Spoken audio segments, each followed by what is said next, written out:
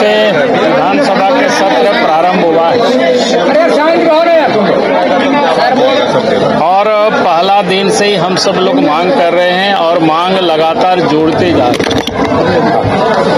पहला दिन ही हम सब ने मांग की थी कि भाई सूर्या हांसदा के जिस प्रकार से बेरहमी से उनकी हत्या कर दी गई और सरकार उसको इनकाउंटर बता रही है और इसीलिए भारतीय जनता पार्टी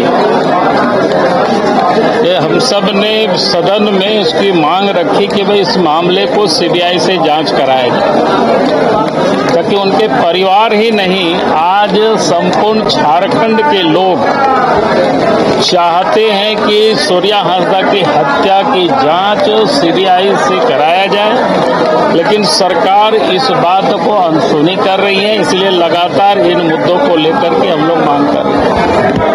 दूसरा जो मांग है वो भी आदिवासियों से जुड़ा हुआ है।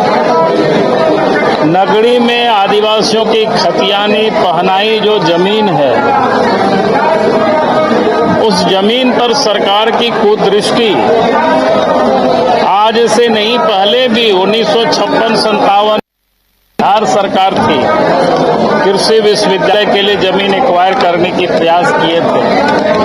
उस वक्त वहां के लोगों ने संघर्ष किया, आंदोलन किया और बिहार के तत्कालीन मुख्यमंत्री को जमीन पर आना पड़ा था और जमीन देख करके उन्होंने किसानों को कह दिया कि आप जो तो हम इसको एक्वायर नहीं करेंगे।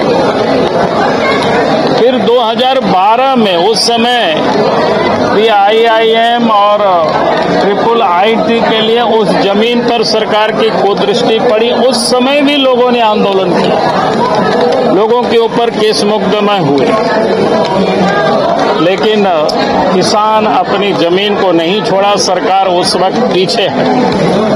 बल्कि आप सब लोगों ने भी देखा होगा वीडियो क्लिप में, उस वक्त झारखंड के दिसोम गुरु शिबू सोरेन जी उस जमीन पर गए थे और उन्होंने भाषण में किसानों से कहा था, उस समय भी वो सरकार में थे, और उन्होंने कहा था किसानों को अपनी खेतों पर हल चलानी चाहिए और फिर तब कहीं जमीन किसानों की बची।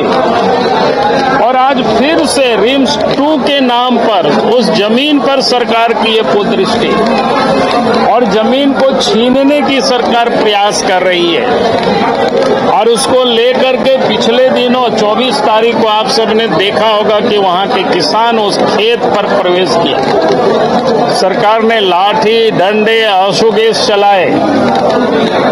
इसके बाद भी वहां जाकर के लोगों ने जोता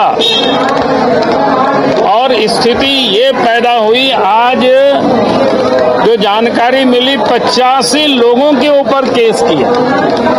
तो इसलिए एक तो हम सरकार से हम लोग बार बार मांग कर रहे हैं, हेमंत सोरेन जी से भी कहेंगे, सदन में भी हम लोगों ने कहा है कि भाई सारे लोग मंत्री जा करके देखे वास्तव में वो जमीन खेती की जमीन है कि पड़ती ऐसे ही पड़ा हुआ है।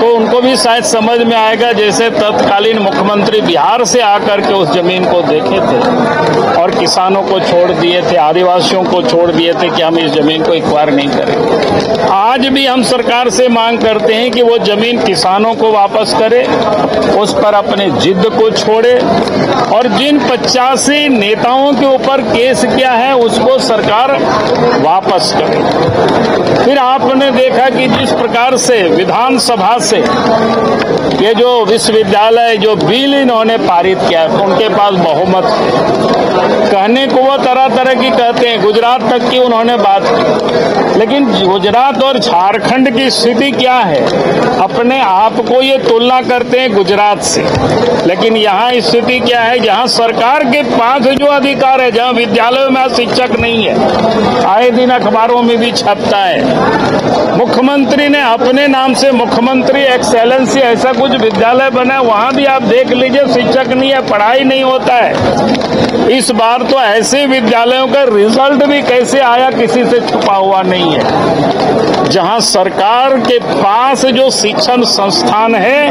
उसकी ये हालत है, तो फिर ये जो गवर्नर की अधिकार को कटेल अपने पास ले आना, ये क्या दर्शाता है? यानी जिस प्रकार से यहाँ भिन्न भिन्न प्रकार की वैकेंसियों में जो लूट होती है, नौकरी बेची जाती है, तो हमें लगता है कि सरकार, इसलिए हम सब लोग ये मांग करते हैं भाई इनको वापस लेनी चाहिए और सरकार को इस पर पुनर्विचार करनी चाहिए।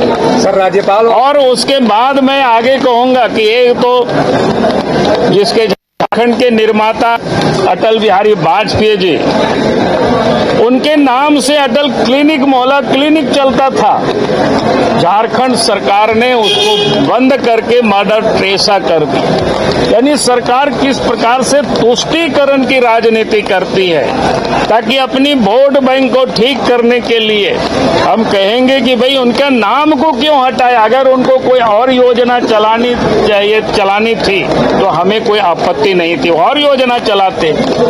उसी प्रकार से डॉक्टर श्यामा प्रसाद मुखर्जी नाम से जो विश्वविद्यालय था उसको भी वीर बुद्धू भगत के नाम से करना, भाई क्या दर्शाता है? डॉक्टर श्यामा प्रसाद मुखर्जी इस देश के एकता और अखंडता के लिए, जहां देश के अंदर में 2 निशान, 2 विधान और 2 प्रधान चलता था, उसके विरोध में उन्होंने जम्मू कश्मीर को कूच किया था 1953 में, और वहीं शहीद हुए। आज उनके नाम पर अगर एक विश्वविद्यालय है तो उसको नाम हटाने की क्या जरूरत थी? सरकार और अच्छे विश्वविद्यालय बनाते वीर बुद्धू भगत के नाम से, हमें अच्छा लगता, राज्यवासियों को भी अच्छा लगता।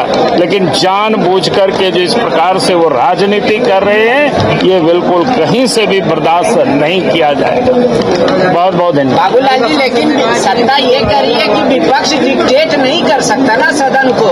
हम डिक्टेट नहीं कर रहे हैं, हम तो बता रहे हैं कि भाई आप उसको ऐसे क्यों करेंगे? गड़बड़ करेंगे तो हम आवाज उठाएंगे, उसका विरोध करेंगे। अरे सदन नहीं चलने देना, ये क्या है? राज्यपाल वाले मुद्दे में गुजरात में 2014 में ये मैंने कहा कि गुजरात से इसकी तुलना करना बेईमानी है।